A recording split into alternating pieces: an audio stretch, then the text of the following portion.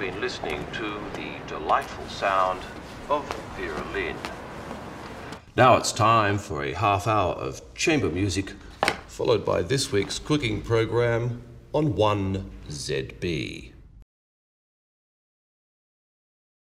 He's a very driven guy. I think he's really clear-headed and loyal to the cause. I think he's fiercely loyal to Richard and what they're fighting for.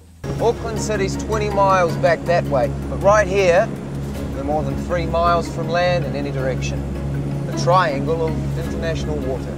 And we did these kind of workshops with the ensemble, which was cool because we managed to bond as a cast, and it allowed Craig to see how these relationships were going to work. On Radio Harris.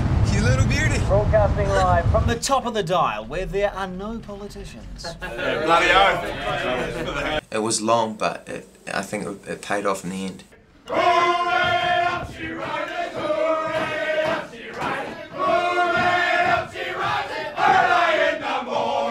It was just so important to capture the time period and the era, because everything else with the film, like the art department stuff and the sets and that, just look so of the 60s, you know, and there's something about that music and the rock and roll that's coming out at that time, which, you know, it just sums up what was happening, I think, around the world.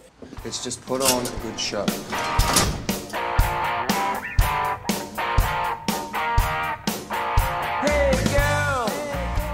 Radio Hauraki for 10 o'clock. Certainly. So Willis is kind of a stubborn old dog, you know, he's standing in the way of progress, and he's sort of clutching onto what I think are his personal ideals and his personal morals, and that conflicts with what Richard and his team are trying to achieve.